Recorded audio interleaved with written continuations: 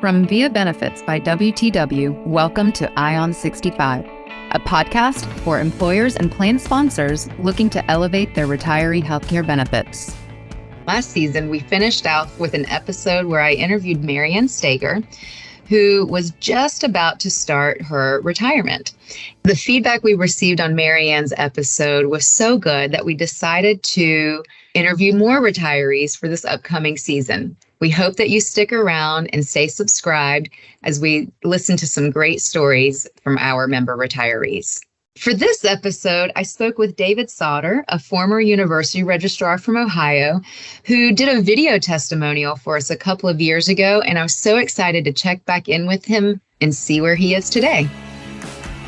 Dave, it's so great to see you again. What's it been, 3 years? I think it's been 3 years. Time has flown. It's great to see you as well. So thanks for having me on a repeat. I am so glad to have you on ION 65. When we last spoke 3 years ago, you had just retired. I think you said 2.5 years before that. So now you're going in 5.5-ish years. Wow. Yes. Yeah. And remind me, were you an early retiree or were you already 65 at that time? I was almost 63. So yeah, I was a bit early, but in the state system, I had done 30 years and then other private and things. So altogether, I had about 37 years of working postgraduate school. So It was good. And so for those of you who haven't had a chance to connect with you or who might not have seen the video before, your previous employer provided you with retiree benefits as an early retiree. So you were not on a group plan as an early retiree. Is that correct? Correct. Can you talk a little bit about what that process was like at that time to transition away from your group into an individual marketplace? Well, it would normally be nerve-wracking a little bit and anxiety-producing. And I'm a retired university registrar, so that means I'm into record keeping and all sorts of details. And I was a little apprehensive, but from the get-go, working with Via Benefits has been nothing but easier, very clear, very calm. So I tell my contemporaries, there's no angst, there's no worries, just let the process unfold. So every year it's sort of look forward to just, how's it going to be this year? What are the updates? What's new and so forth. So that leads me to a question. Do you connect with the benefit advisor every year during annual enrollment? Yes.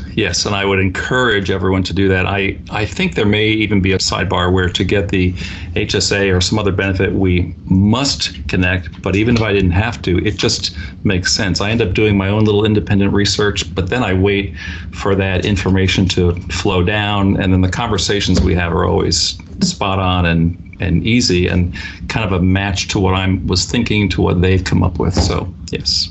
And I think you were talking about the HRA, which for listeners who might not be familiar with that, that's a health reimbursement arrangement that your employer provides you as a benefit. Yes. And it's a very nice benefit. You said you put in about 30 years with your employer, so very loyal as an employee, and that's how they reward you, right? Can you talk a little bit about, you don't have to talk about the amount or anything like that, right. But can you talk about the benefits that HRA has given to you?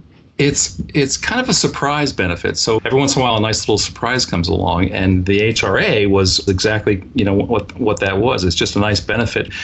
The way we budget in my family, the way I've always done that is kind of separate buckets.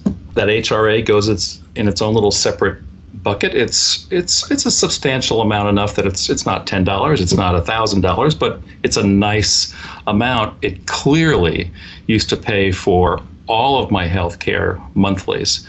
Now, because of Via Benefits, that monthly cost to me has gone down. It's just sitting in this nice little fund. We're back doing some CDs again because they're greater than 0.1%. So it was a nice surprise that I wasn't really expecting. It's a nice addition to the bottom line. One thing you said that I still repeat this to this day to other people when they ask me about what I do, what is my job. And you said, it's what you spend, not what you make. Absolutely. Tell us about that.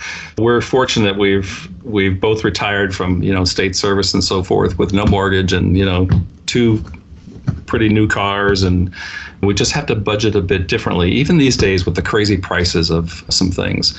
But it's nice to be able to count on that state pension. It's nice to be able to count on that HRA coming in. We're making less in retirement, but expenses are easier to control. They're just manageable. We still do vacations. We've got grandchildren that we help buy birthday presents and some different things for. So it's all worked out really, really well. So yes. You mentioned vacations, and I recall you like to travel. Yes, we've been fortunate throughout those years. We've done quite a few down to Cancun and quite a few over to Europe, and now it's a little bit more domestic, just what's going on. And our kids have spread out and having grandchildren. In fact, yesterday we just got back from Charlotte, and then tomorrow their grandkids are coming. So that's that little extra fund that's sitting there it's a fun fund almost for all sorts of things. Indeed. Now, you mentioned Cancun. Years ago, I was in Cancun myself and had broken my leg and found myself at the hospital.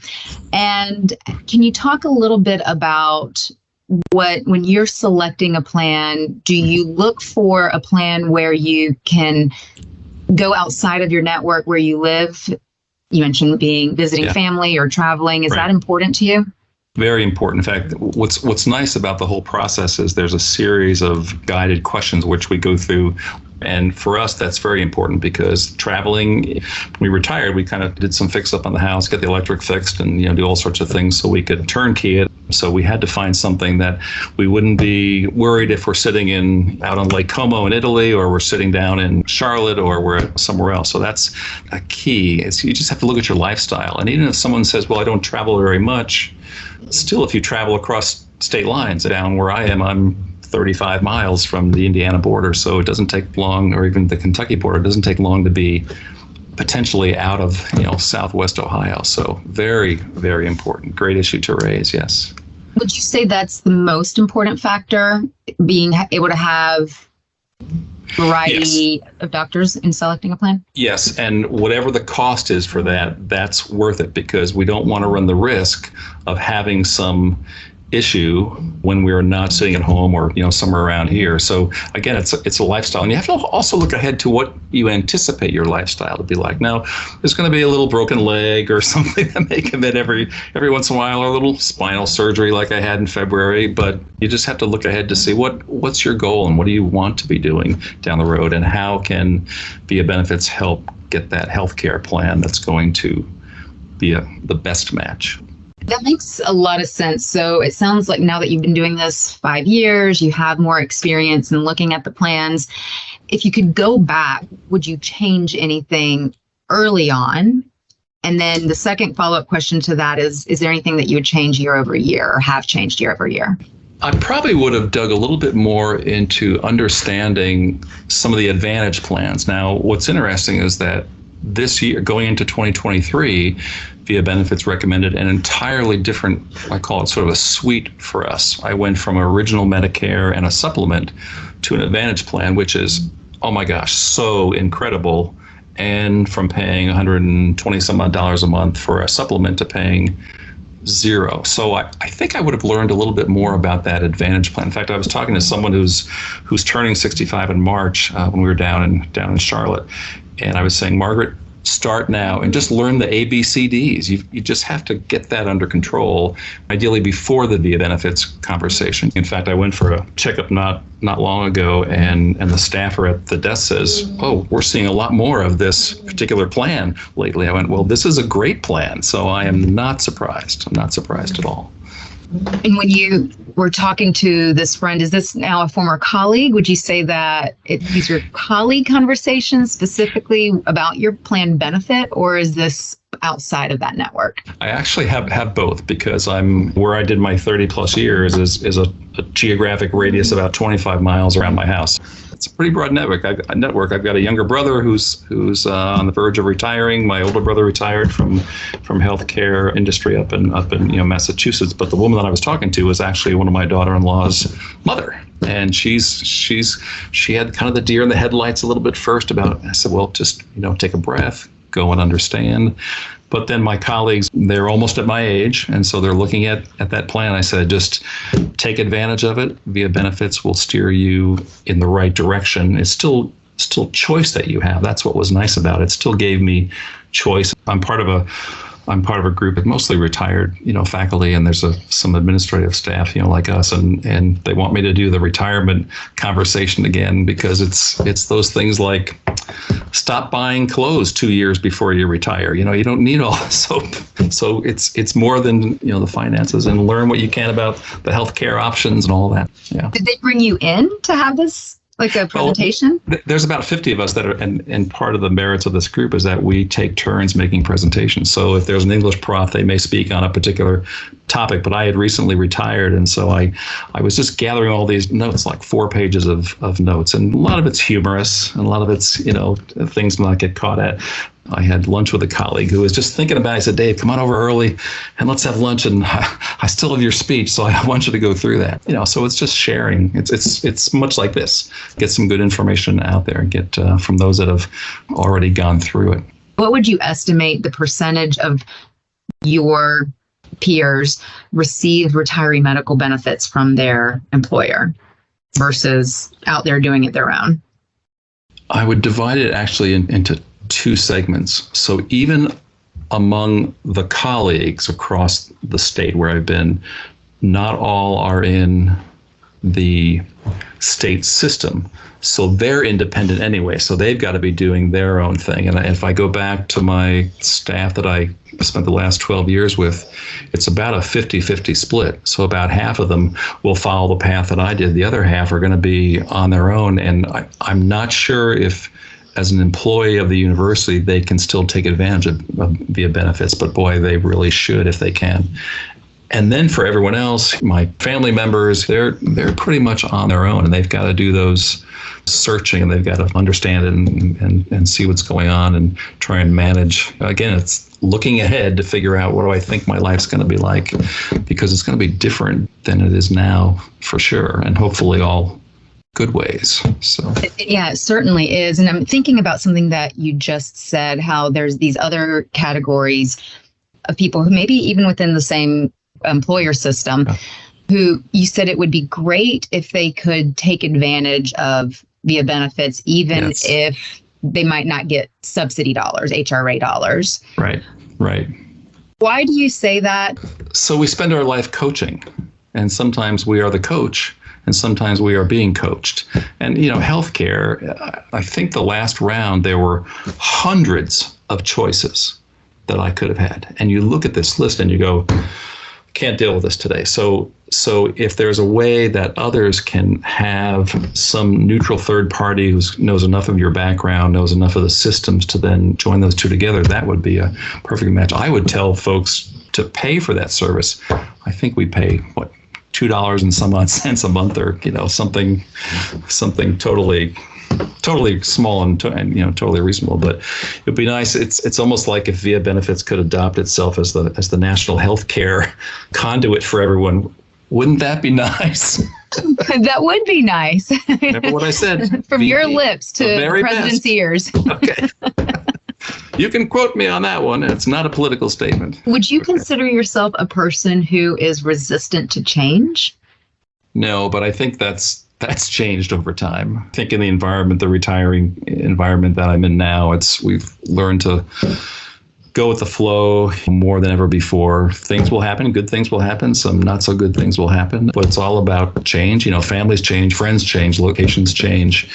So I think as we move forward, I'm sort of anticipating, okay, I wonder what it's going to be like this year. My guess is it's going to be stable. I'm in such a good plan, it would be hard to find anything better. And I think that's what's been interesting about the process is I was stable for so many years, and all of a sudden, it's almost like something out there in the industry changed with these advantage plans, or something went on. But I didn't have to worry about that. All I knew is to look at the bottom line, which they presented me with, and I went, well, that's a no-brainer. That's a no-brainer. Some notion out there among employers that I've heard that retirees are very resistant to change. But what I'm hearing from you is that changes, or I see you shaking your head for people who can't see you but can hear you. What does that shake mean? So that shake means, I think the more flexible we can stay within reason. We're not going to throw caution to the wind or anything, but I find that as I'm getting older, and you get those little things that start to happen with you and so forth. Today's a great day. Then may change tomorrow. We'll be doing things, and I'll go back to my yoga classes, and which, by the way, is my YMCA membership is a benefit of my healthcare plan. Hello, that's about $75 a month.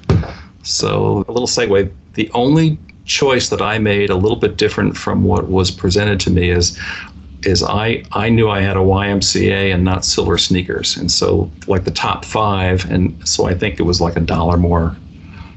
Well, if anything. No, I'm not paying anything. How could it be $1 more? Anyway, but so things like that are important to me. I mean, I didn't do yoga. I didn't do anything. I didn't bike before. So change for me has been more about just, more of a healthier lifestyle. So why not have a great healthcare package behind all of that? So when you do bump and fall, you can get, taken care of. That is interesting to me that you didn't have those types of habits or hobbies prior to retirement. Would you consider yourself an anomaly? Would you say that most retirees that have that same kind of transition that they experience? My circle of retirees is actually pretty broad, because when you bike with folks, when you yoga with folks, and I think when you retire, you fall into 2 categories. I mean, I've told my family members this, because I was the youngest and the earliest to actually retire. I said, you've got to start planning for it. You've got to start taking care of yourself, taking care of some different things. So I think the retirees fall into 2 categories. Some that just go, I'm going to come sit home and take a nap, and that's going to be my life. And guess what? They're not going to live as long as they should. And then there's this other group, our biker group. I'm 68 going on 69, and I'm the youngest of that group. Sometimes I'll go to this group that I talked about with my employer, and they say, wipe that grin off your face. You are always smiling, and you look better than you did when you work. Well, I think because it's less stress. We don't have to worry about the healthcare package. I mean, that's absolutely true. Don't have to worry about that. Don't have to worry about the bills. I think retirement's just an awesome. I tell folks, don't wish your life away, no matter what age you are. Don't wish it away. However, when you can retire, go for it, because it's a wonderful status to be in. Again, especially if you've got Maslow's hierarchy of needs, right? You've got to have all those met, and not worrying about health care. I had my surgery from back in February was a $44,000 bill. That's just one little component of it. Never mind some other things that were going on. My health care is so good that my entire bill was $700. Well, it doesn't take many months of my HRA to just cover that, and I had that sitting there, and I just used that. So I mean, I can't emphasize enough how taking the worry out of healthcare and that future. So that is incredible. So most of our listeners are employers, primarily benefits administrators. Yeah. What would you tell benefits administrators about VIA benefits? I would tell them that there's nothing more important than taking care of employees, pre-hiring, during employment, and after. It's that life cycle. When a VIA benefits comes along, take a really, really good look at that, and not a one-shot look. Have a conversation, mull it over, come back. And what you're doing for your employees is just putting peace of mind. You're helping them, again, take that issue and take it off the burner and not worry. Not that you're not going to have some issues and worries, but to be able to just put that aside and say, for the remainder of your life on this earth, you will have an annual review. You'll have some good healthcare things. Costs may go up, but we're going to try and work with each employee so that along the way, as they're exiting out to hopefully a nice long retirement plan, they don't have to worry about that. How many of us, when we're looking for a position, there's the salary, but then what do we say? What's the benefit package? Well, and the benefit package is before, during, and after. I 100% agree with you. And I'm curious, if you were to go back to your pre-hire days, when thinking about retirement, is your retirement something that you're thinking about at that point as a selling point from your potential employer? It always has been for me, but it just varies by degree. Well, what I would share with you is that, so I've worked 37 years total. 7 of those years were at a private university. I loved working there, but one of the reasons I left, as well as going to a state institution that had a little more, it was bigger, more complex, medical school, was to go back into the retirement system for that healthcare. It was under 10 years. I picked up all my sick time again. So when I talk with young professionals, and every once in a while I'll counsel someone who's starting a job hunt and so forth, I say, yeah, you're looking short term at what this may be, but in the blink of an eye, you'll be out 10, 20, 30, maybe even 40 years. So for me, I think in the back of my mind, I always had this future plan and how would it work out. And I remember first starting to talk about retiring when I was about 60, thinking, gosh, I'm going to have 30 years. I had bought some graduate work back. I'm going to have 30 years when I'm 62. Plus I've got a little bit of Social Security, and I've got this surprise HRA there. And I went, I'm a registrar, so I've got a pretty good Excel spreadsheet of some things, including a spreadsheet that also has, this may sound a little morbid, but has a column for what if I predecease Janet or she predeceases me? What does it look like financially? Well, guess what? Healthcare is not an issue on there. It's, again, we've picked it up and we've moved it to the side because that part's going to be taken care of, hopefully. That's for a wonderful. Long time, both of us. So. And I think that's something great for employers to hear too. Yeah. I appreciate that. Dave, as always, it's been great. Thank you. Yeah. And I have some notes to the side here. I wrote seamless, no worries, no annual angst, huge money save. Go on. I mean, I went from spending 130 to zero and having so much better. So, the process that Via Benefits went through this year on my behalf was just terrific. Absolutely terrific. I'm relieved that it continues to be a positive experience for you. Oh yeah, absolutely. It's a no-brainer. And again, for the employers, if you can do something that good and get testimonies from your employees as they exit, oh my gosh, they're going to tell and share and make it even better.